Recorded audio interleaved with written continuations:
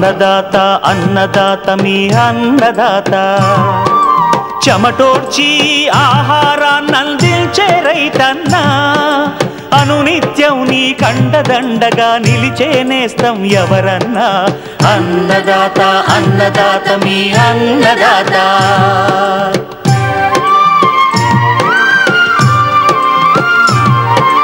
నూతన రీతుల సాగుబడికి నూరింతలు పెరిగే దిగుబడికి సూచనలిచ్చే సస్య రక్షణకు పశు పోషణకి శాస్త్ర విజ్ఞానం అందించి ముందుకు నడిపే తెలుగు రైతు భారతదేశానికి మకుటం అయ్యేలా తీర్చిదిద్దే ఆశయంతో మిమ్ము మేలు కొలిపేది అన్నదాత అన్నదాత అన్నదాత మీ అన్నదాత అన్నదాత అన్నదాత మీ అన్నదాత. అన్నదాత ప్రేక్షకులకు నమస్కారం. ఈనాటి ముఖ్యాంశాలు: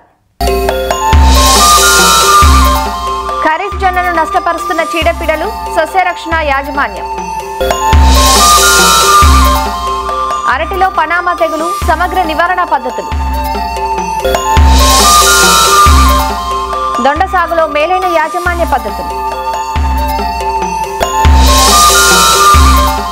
ఇంకా జై కిసాన్ వ్యవసాయ సమాచారం.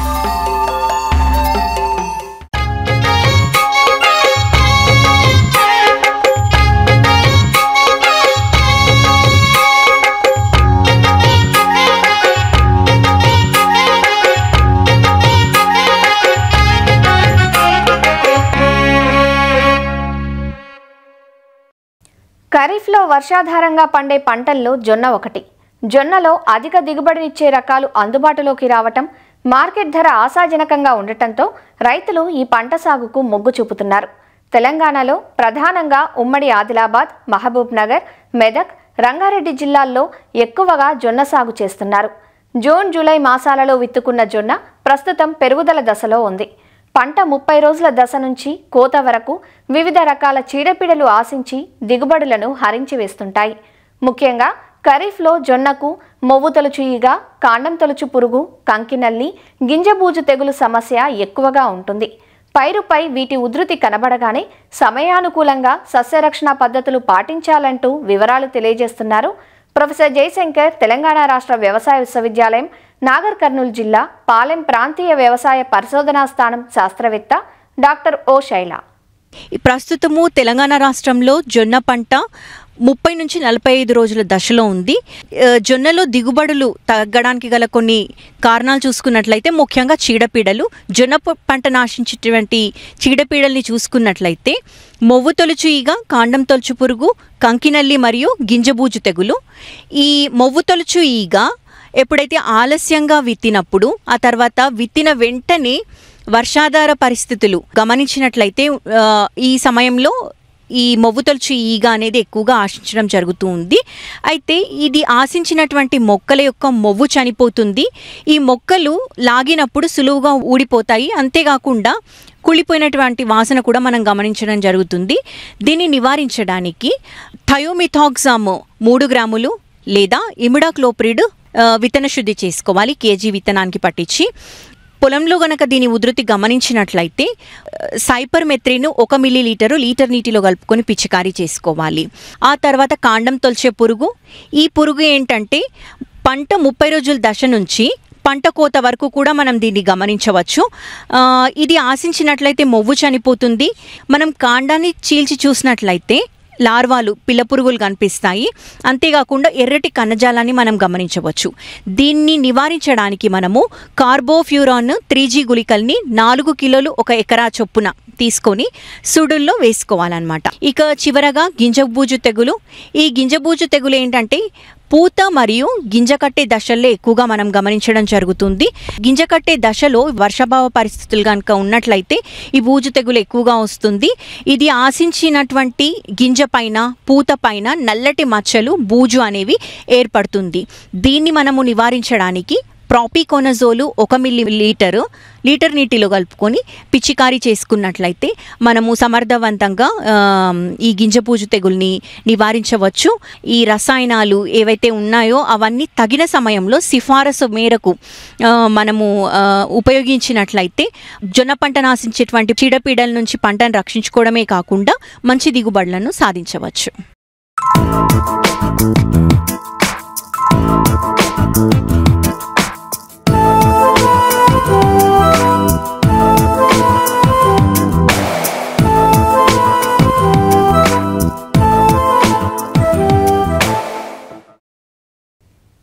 అరటి దాదాపు అన్ని జిల్లాల్లోనూ సాగవుతూ అందరూ ఇష్టపడే పండు. అరటి సాగు విస్తీర్ణంలోనూ సాగులోనూ భారతదేశం 2వ స్థానాన్ని ఆక్రమించింది. తెలుగు రాష్ట్రాల్లో దాదాపు అన్ని జిల్లాల్లోనూ అరటి సాగవుతున్నప్పటికీ తూర్పుగోదావరి, పశ్చిమ గోదావరి, కడప, గుంటూరు, కర్నూలు, విజయనగరం, రంగారెడ్డి జిల్లాల్లో అధిక విస్తీర్ణంలో సాగవుతుంది అరటి పంట. అరటికి విపత్తుగా పరిణమించిన పనామా తెగులును మన దేశంలో మొదటిసారిగా పశ్చిమ బంగాల్లో గుర్తించారు. పనామా తెగులుకు పూర్తిగా లొంగిపోయే అమృతపాణి రకంలోనైతే ఈ తెగులును అరికట్టడం కష్టతరంగా మారుతోంది. దాదాపు 15 ఏళ్లుగా రైతులు ఈ రకాన్ని సాగు చేసేందుకు వెనుకంజ వేస్తున్నారు. అసలు పనామా తెగులును గుర్తించడం ఎలా, ఎలాంటి సమగ్ర పద్ధతులతో దీన్ని అరికట్టవచ్చు అన్న వివరాలను డాక్టర్ వైఎస్ఆర్ ఉద్యాన విశ్వవిద్యాలయం కొవ్వూరు ఉద్యాన పరిశోధనా స్థానం శాస్త్రవేత్త డాక్టర్ ఏ స్నేహలత నుంచి తెలుసుకుందాం. ఈ పనామా తెగులు ప్రాచీన కాలం నుంచి అంటే 1950-60 సంవత్సరాల నుంచి కూడా బనానా రైతులందరినీ ఇబ్బంది పెడుతూ ఉంది. ఈ తెగులు అనేది ఫిజేరియం ఆక్సిస్పోరం ఫార్మా స్పీషీస్ క్యూబెన్స్ అనే శిలీంధ్రం వలన అరటి మొక్కను ఆశిస్తూ ఉంటుంది. ఈ శిలీంధ్రం ముఖ్యంగా నేల ద్వారా ఒక ప్రాంతం నుంచి ఒక ప్రాంతంకి మూవ్ అవ్వటం జరుగుతుంది. అలా ఈ శిలీంధ్రం మొక్కను ఆశించినప్పుడు మనకి లక్షణాలు ఎలా ఉంటాయంటే, ముందుగా కింద వరుస ఆకులు అనేవి పసుపు బారి ఎండిపోవటం జరుగుతుంది. తర్వాత కాండం మీద నిలువుగా పగుళ్ళు అనేవి ఏర్పడతాయి. వీటితో పాటు మధ్య ఆకులు తొడిమ వద్ద ఇరిగిపోయి కాండం చుట్టూ వేలాడుతూ కనిపిస్తూ ఉంటాయి. ఇక చివరికి వచ్చేటప్పటికి తర్వాత వచ్చే ఆకులన్నీ పరిమాణం తగ్గిపోవటంతో పాటు ఆకుల సంఖ్య కూడా తగ్గిపోవటంతో పాటు మొక్క అనేది చనిపోవటం జరుగుతుంది. ఇలా చనిపోయిన మొక్కని మనం దుంప తీసి అడ్డంగా చెక్కినప్పుడు ఏంటంటే ఆ దుంపలో నల్లటి వలయం లాగా కనిపిస్తూ ఉంటుంది. వాస్కులర్ బండింగ్ అంటాము, నాలిక కలజాలం. ఇదంతా కూడా నల్లగా మారిపోయి కనిపిస్తూ ఉంటుంది. దుంప అనేది గట్టిగా ఉంటుంది కానీ నల్లని వలయం అనేది మనం గమనించవచ్చు. దీంతో పాటు కాండాన్ని మనం సగం వరకు చీల్చి చూసినట్టయితే కనుక పింకిష్గా ఈ శిలీంధ్రాన్ని మనం గమనించవచ్చు. ఈ లక్షణాలు చూసుకున్నట్టయితే కనుక అది పనామా తెగులుగా రైతులు గమనించుకోవాలి. ఇంకొకటి దుంపకుళ్ళు తెగులు కూడా ఉందండి.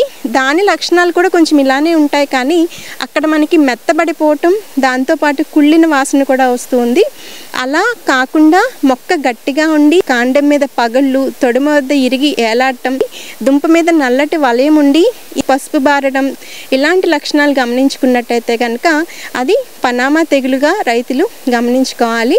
ఈ తెగులు ముఖ్యంగా రస్తాలికి చెందిన అమృతపాణి వెరైటీ అస్సలు తట్టుకోలేదు. దీంతోపాటు నెల్లూరు అమృతపాణి రకాన్ని సాగు చేస్తూ ఉంటారు కదా, అది కూడా ఈ తెగుల్ని తట్టుకోలేదండి. అమృతపాణితో పాటు బెంగాల్ అమృతపాణి కూడా రైతులు ఇప్పుడు సాగు చేస్తూ ఉన్నారు. ఈ రకం కొంచెం వరకు తట్టుకుంటుందండి, బాగానే ఉంటుంది. ఈ శిలీంధ్రం అనేది నేలలో స్థిర నివాసం ఏర్పరచుకుని ఈ ససెప్టబుల్ వెరైటీ తట్టుకోలేని రకం ఉన్నప్పుడు వేళ్ల ద్వారా లోపలికి ప్రవేశించి దుంపలోకి తర్వాత కాండంలోకి ప్రవేశించి మొక్క చనిపోవడానికి ఆస్కారం అవుతుంది. కాబట్టి దీని నివారణకు రైతులు ముందుగా గమనించుకోవాల్సింది ఏంటంటే, మీ పొలంలో గనక ఈ తెగులు శిలీంధ్రం ఇప్పటి వరకు లేనట్టయితే గనక పిలకల్ని తెచ్చుకునేటట్టయితే గనక తెగులు లేని ప్రాంతం నుంచి వెళ్ళి చూసుకుని అక్కడ తెగులు లేదు అనుకున్న తర్వాత మాత్రమే మీరు పిలకల్ని తెచ్చుకోవాలి. టిష్యూ కల్చర్ ద్వారా ఈ తెగులు కలిగించే శిలీంధ్రం ఆశించదు కాబట్టి టిష్యూ కల్చర్ మొక్కల్ని ఎంచుకోవటం అనేది మంచి పద్ధతి. తర్వాత పిలకల్ని తెచ్చుకున్న తర్వాత పైన కొంచెం చెక్కి వేసి దానిని బ్లైటాక్స్ 5 గ్రామ్ పర్ లీటర్ కలుపుకుని దాంట్లో విత్తన శుద్ధి చేసుకుని ఆ తర్వాత మనం పొలంలో నాటుకోవాలి. తర్వాత తెగులు లక్షణాలు కనుక గమనించుకున్నట్టయితే రసాయనిక మందులు అంతగా పనిచేయవండి. కొంచెం వరకు కార్బండాజిమ్ మందు పనిచేస్తూ ఉంటుంది. అంటే తెగులు తీవ్రత తక్కువగా ఉన్నప్పుడు ఈ కార్బండాజిమ్ మందుని మనం 2 గ్రాములు 1 లీటర్ నీటిలో కలుపుకుని 2 నుంచి 7వ నెల వరకు ఈ కార్బండాజిమ్ మందును నెలకొకసారి మనం మొక్క మొదల్లో పోసుకున్నట్టయితే కనుక ఈ తెగులు యొక్క తీవ్రతని మనం తగ్గించుకోవచ్చు. తర్వాత వచ్చే సీజన్లో రైతులు తప్పనిసరిగా రెసిస్టెంట్ వెరైటీకి వెళ్ళాలండి. అదే అమృతపాణి కానీ లేదు నెల్లూరు అమృతపాణి రకాన్ని ఎంచుకోకూడదు. ఇలా సమగ్రంగా మనం యాజమాన్య పద్ధతులు చేపట్టినట్టయితే కనుక ఈ పనామా తెగుల్ని మనం నివారించుకోవచ్చు.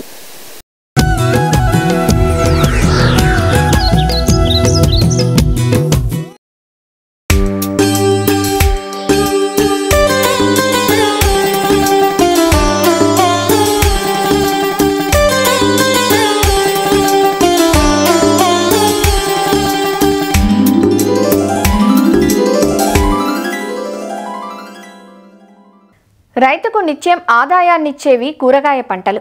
నీటి వసతి గల రైతులు సంవత్సరమంతా పలు రకాల కూరగాయల సాగును చేపడుతూ ఉంటారు.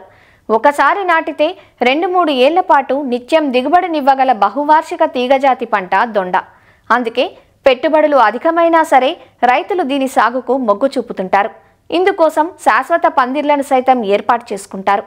ఆయా ప్రాంత అవసరాలకు తగ్గట్లుగా కర్రలను గాని రాతి స్తంభాలను గాని ఉపయోగించి పందిళ్లను ఏర్పాటు చేసుకుంటూ ఉంటారు. సమర్థ యాజమాన్యంతో దొండ నుంచి ఎకరాకు సంవత్సరానికి 35 నుంచి 40 టన్నుల వరకు దిగుబడులు సాధించే అవకాశం ఉంటుంది. దొండకు చీడపీడల సమస్య కూడా పెద్దగా లేదు. కానీ విత్తనపు ముక్కలకు పందిర్లు వేయటానికే అధిక ఖర్చు అవుతుంది. ఇంత కష్టపడి పందిర్లను నిర్మించుకున్నప్పుడు సాగులో కూడా తగిన యాజమాన్య పద్ధతులను ఆచరించినప్పుడే సాగు లాభదాయకంగా ఉంటుంది. మరి దొండనారు పెంపకం సాగులో పాటించాల్సిన మేలైన యాజమాన్య పద్ధతులేవో ఈరోజు అన్నదాతలో తెలుసుకుందాం. దొండ ఒక బహువార్షిక తీగజాతి మొక్క. దొండ నాటిన తరువాత 2-3 సంవత్సరాల పాటు మంచి పంటనిస్తుంది. గాలిలో తేమ ఎక్కువగా ఉన్న ప్రాంతాలు దొండ సాగుకు అత్యంత అనుకూలం. ఇది ఎక్కువ చలిని తట్టుకోలేదు. వేసవికాలం, వర్షాకాలం అనుకూలంగా ఉంటుంది. దొండను జూన్, జూలైలో నాటుకోవచ్చు. చలి తక్కువగా ఉండే కోస్తాంధ్ర ప్రాంతాల్లో సంవత్సరమంతా నాటుకోవచ్చు. దొండ సాగుకు మురుగునీరు నిల్వని నేలలు, సారవంతమైన గరప నేలలు, ఒండ్రు నేలలు అనువుగా ఉంటాయి. దొండలో 2 ముఖ్యమైన రకాలున్నాయి. అవి సన్నదొండ, లావుదొండ. ఇవి వాణిజ్యపరంగా సాగుకు అనుకూలంగా ఉంటాయి. దొండను సాధారణంగా కాండపు ముక్కలు ద్వారా ప్రవర్ధనం చేస్తారు. ఈ కాండపు ముక్కలను ఒకేసారి నేరుగా ప్రధాన పొలంలో నిర్దేశించిన దూరంలో నాటుకోవచ్చు. లేదా పాలిథీన్ సంచిలో ఉంచి నారుమడిని పెంచి కూడా నాటుకోవచ్చు. నారు పెంచి నాటుకోవటం వల్ల బ్రతుకుదల శాతం ఎక్కువగా ఉంటుంది.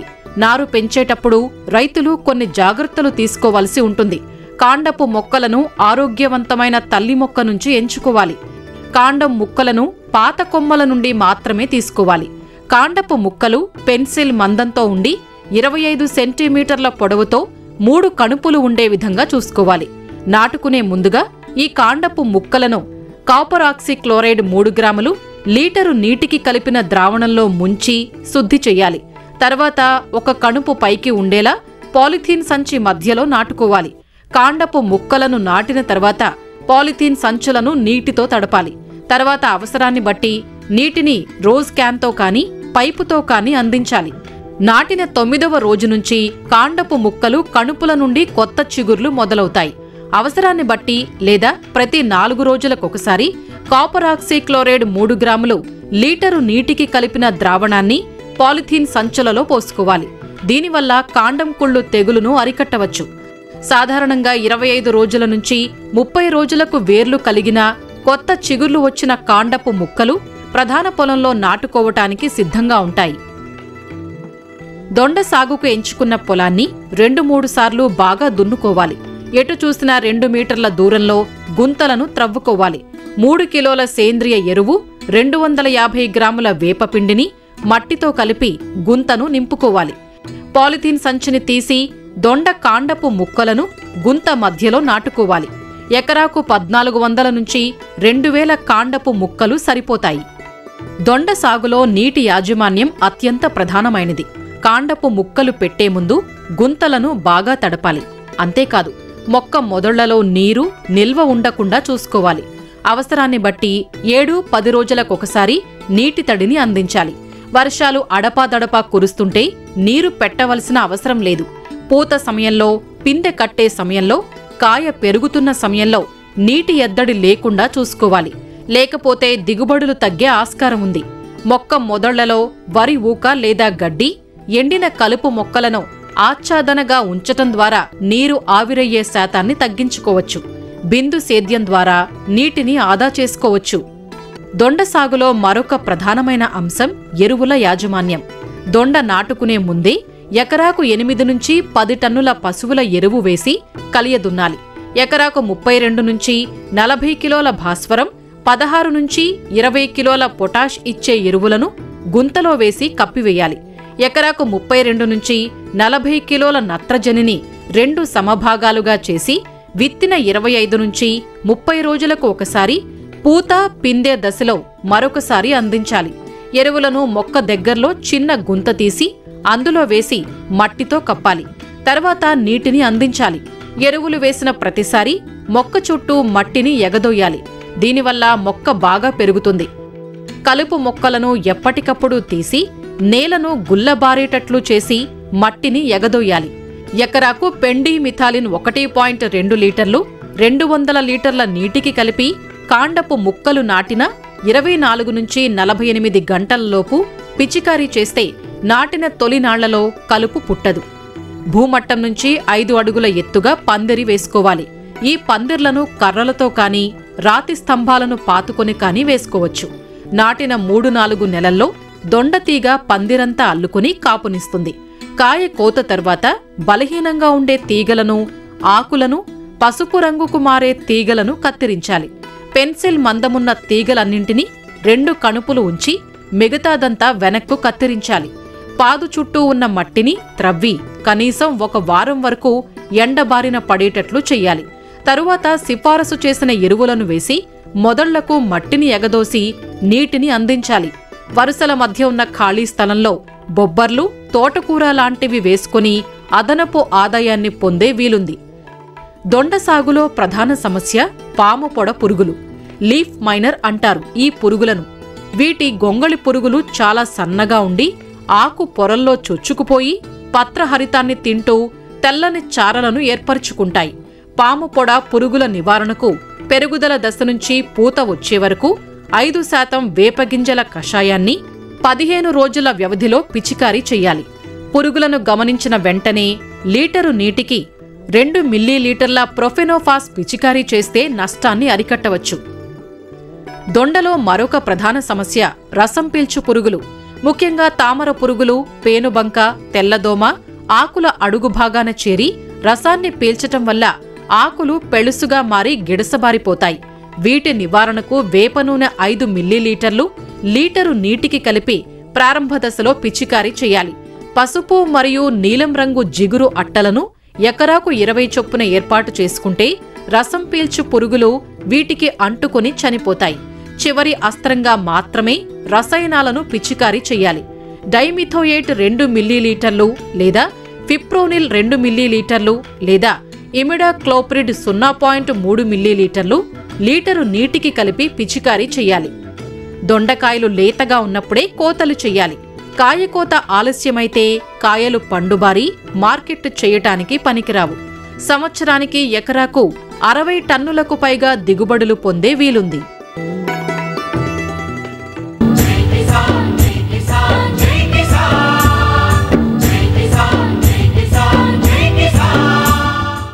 వ్యవసాయ సమాచారం ఇప్పుడు జైకిసాన్లో చూద్దాం. వరి సాగులో పెరుగుతున్న కూలీల కొరత, ప్రతికూల పరిస్థితులతో రైతులు నేరుగా విత్తే విధానాలను ఆచరిస్తున్నారు. తమ వీరును బట్టి వెదజల్లడం లేదా యంత్రాలను ఉపయోగించి వరుసల్లో విత్తుకోవడం చేస్తున్నారు. ఆంధ్రప్రదేశ్లోని విజయనగరం జిల్లాలో గత ఏడాది నుంచి రైతులు వరిని నేరుగా విత్తుకుంటున్నారు. డ్రమ్ సీడర్, సీడ్ డ్రిల్, నాటు యంత్రాల ద్వారా వరి సాగు చేస్తున్నారు. ఏరువాక కేంద్రం శాస్త్రవేత్తల సూచనలతో ఈ విధానాలను అవలంబిస్తున్నామని సాధారణ నాటు వేసే పద్ధతి కంటే వెదవరి విధానం సులభతరంగా ఉందని రైతులు చెబుతున్నారు. ఏరువాక కేంద్రం గారు ప్రోత్సాహంతో డ్రమ్ సీడర్ వేస్తున్నాం సార్. 4 ఎకరాలు ఒకే రోజులో 4 కూలీలతో అయిపోతుంది సార్. ఇది అదే కానీ మనం నారు పోసి చేయడం వల్ల లేబర్ కూడా మాకు బాగా టైట్, ఎక్కువ ఖర్చు అయిపోతుంది. దానికి దీనికి 10,000 వరకు మనకి వేరియేషన్ కనిపిస్తుంది సార్ ఖర్చు. 1975 నుంచి మేము కల్టివేషన్ చేస్తున్నాం అండి. నేనంతా ఎక్కువ ప్యాడీ సీడ్కే ఇచ్చేవాడినండి. ఆ రోజుల్లోనే ఆడ మనిషికి ₹1 కూలి ఇచ్చేవాడినండి, మగవాళ్ళకి 4.5 కూలి ఇచ్చేవాడినండి. అప్పుడు కూడా ₹70 అలాగే బస్తా ఉండేది, 75 కేజీలను. ఇప్పుడు లేబర్ కాస్ట్ చూస్తే మొత్తం మీద ఒక 400 టైమ్స్ పెరిగిందండి. ప్యాడీ ఇది చూస్తే ప్రైస్ 20 టైమ్స్ కూడా పెరగలేదు సార్. లేబర్ కొలత మీద వెదకు వచ్చేసామండి. దానికి తోడు అది ఇంకో ప్లస్ ఏంటంటే ఇన్ టైంలో అప్పుడు వర్షాలు పడట్లేదు. ఆకులు పోసామనుకోండి, దానికి నీరు కట్టుకోవడం మళ్ళీ చేసుకోవడం, ఇన్ టైంలో దమ్మ అవ్వకపోతే ఇంచుమించు 90 రోజులు 80 రోజులు ఆకులు ముదిరిపోతున్నాయి. ఆ ముదిరిపోవడాన్ని ఎదలకు వచ్చేసామన్నమాట. ఎదలకు వచ్చేయడం వల్ల ఏంటంటే మాకు లేబర్ మిగులుతుంది. ఒక 2-3 క్వింటాలు తగ్గినా మాకు మదుపు తగ్గుతుంది. ఉడుపు ఆగుతీతకే ₹7,000 అయిపోయేదండి ఖర్చు. ఆ ఖర్చుని తగ్గించుకోవడం కోసమనే ఈ ఎదకు వచ్చామండి. తర్వాత సకాలంలో వర్షాలు పడేవి కాదు, వర్షం ఉంటే కానీ దమ్ము అవ్వదు. ఆ తర్వాత దాని గురించి అలా చూసి ఇంతలో ఆకులు చచ్చిపోయి మళ్ళీ ఆ సంవత్సరం ఖాళీగా ఉండవలసి వచ్చేది. అదే ఎద అయితే కొంత నీరున్నా నీరు ఉండపోయినా ఈ ఎద తట్టుకొని వెళ్ళగలుగుతుంది. దిగుబడి ఒక ఎంతో కొంత తగ్గుతుందండి, దాని మీద తగ్గుతుంది. కానీ తగ్గినా మాకు పెద్ద ఇబ్బంది ఏమి లేదు. ప్రస్తుత ఖరీఫ్ సీజన్కు గాను ఏరువాక కేంద్రం జిల్లా వ్యాప్తంగా ప్రదర్శన క్షేత్రాలను ఎంపిక చేసి సంబంధిత రైతులకు పలు విధాలుగా ప్రోత్సాహకాలు అందించిందని, ఇందులో భాగంగా వరి సాగును లాభసాటిగా మార్చే క్రమంలో యంత్రాల వినియోగం పెంచడంతో పాటు పెట్టుబడులను సైతం తగ్గించే చర్యలు చేపడుతున్నామంటూ ఏరువాక కేంద్రం శాస్త్రవేత్తలు చెబుతున్నారు. మన విజయనగరం జిల్లాలో దాదాపు 90,000 హెక్టార్లలో అంటే 2,35,000 ఎకరాల వరకు కూడా వరిని పండించడం జరుగుతుంది. అయితే ఈ మధ్య కాలంలో చాలా వరకు నేరుగా విత్తే పద్ధతికి చాలామంది రైతులు మరలడం జరుగుతుంది. ఒకటి ఏంటంటే నేరుగా పొడి ఎద పద్ధతిలో విత్తుకోవడం, రెండవది ఏంటంటే డ్రమ్ సీడర్ పద్ధతిలో నేరుగా విత్తుకోవడం. తొలకరి వర్షాలు ప్రత్యేకంగా ఏంటంటే ఎద జల్లుకునేటటువంటి రైతులకి అనుకూలంగా ఉంటాయి. గత సంవత్సరం వరకు చూసుకుంటే ఈ 90,000 హెక్టార్లో దాదాపు 10,000 హెక్టార్లు అంటే 25,000 ఎకరాల వరకు కూడా విజయనగరం జిల్లాలో ఎద పద్ధతిలో సాగు అనేది జరిగేది. ఈ సంవత్సరం చాలా ఎక్కువగా పెరుగుతున్నట్టు మనం గమనించడం జరుగుతుంది. మనం పొడి ఎదలో మనం చేసుకున్నప్పుడు ఏంటంటే పొడి ఒక 2-3 దుక్కులు వేసుకొని నేలను తయారు చేసుకొని మన సీడ్రిల్తో సహాయంతో కానీ ఎద పెట్టుకోవడం కానీ, అదేవిధంగా వర్షాలు బాగా అనుకూలించి దమ్ముకి సరిపడే నీరు ఉన్నప్పుడు దమ్ము చేసుకుని డ్రమ్ సీడర్తో లాగేటటువంటి పద్ధతి 4 కూలీలు ఒక రోజుకి దాదాపు 4 నుంచి 5 ఎకరాల వరకు కూడా ఉడుపు ఉడిచే ఈ యొక్క డ్రమ్ సీడర్తో ఎదపెట్టేటటువంటి పరిస్థితి ఉంది. అదే నారు వేసి నారు పెంచి దమ్ము పెట్టి నాట్లు వేసేదానికి దాదాపు ఒక ఎకరానికి 15 మంది వరకు కూడా కూలీలు అవసరపడతారు. ఎకరాకి కేవలం ఒక 800తో మనం ఈ యొక్క ఎదపెట్టుకోవడం జరుగుతుంది. కేవలం ఉడుపు కొట్టడానికి 3,500 నుంచి 4,000 రూపాయలు. అదే విత్తనం చూసుకుంటే మనం నారు వేసి నారు పెంచి విత్తనం ఉడిచేదానికి ఒక ఎకరాకు 30 కిలోల వరకు కూడా విత్తనం వేయడం జరుగుతుంది. ఈ డ్రమ్ సీడర్తో వేసుకుంటే కేవలం 10 కేజీల విత్తనంతో మనం పూర్తిగా ఒక ఎకరాన్ని విత్తుకోవడం జరుగుతుంది. ఈ డ్రమ్ సీడర్తో ఎదపెట్టుకోవడం వలన రకాన్ని బట్టి దాదాపు 5 నుంచి వారం రోజుల వరకు కూడా ముందే మనకి కోతకు రావడం జరుగుతుంది. మొదటి దశ నుంచి చివరి దశ వరకు కూడా కలుపుని యాజమాన్యం చేసుకోవడానికి సరైన కలుపు మందులు ఉన్నాయి కాబట్టి కలుపును కూడా తక్కువ ఖర్చుతో యాజమాన్యం చేసుకునేటటువంటి పరిస్థితి ఉంది. కాబట్టి రైతులు ఈ మధ్య కాలంలో ఈ యొక్క డ్రమ్ సీడర్తో వరిని విత్తుకోవడానికి మనకు రైతులు మొగ్గు చూపించి విస్తీర్ణం అనేది పెరగడం జరుగుతుంది. జిల్లాలో వ్యవసాయ శాఖ ఏరువాక కేంద్రాలు రైతులకు వరి సాగులో మేలైన రకాలను అందిస్తూ మెరుగైన సాగు విధానాలను పరిచయం చేస్తున్నారు. రానున్న రోజుల్లో వరిలో నేరుగా విత్తే విధానాలను మరింత విస్తరించే యోచనలో ఉన్నట్లు అధికారులు చెబుతున్నారు. మరిన్ని విభిన్నాంశాలతో రేపటి అన్నదాతలో మళ్ళీ కలుసుకుందాం. నమస్కారం. అన్నదాతలు తమ సందేహాలు సమస్యలను 1800-425-4085 టోల్ ఫ్రీ నెంబర్లో ఉదయం 10 గంటల నుంచి 11 గంటల మధ్య పని దినాలలో సంప్రదించగలరు. ఈ కార్యక్రమాన్ని యూట్యూబ్లో www.youtube.com/annadaata ETV లింక్ ద్వారా వీక్షించవచ్చు.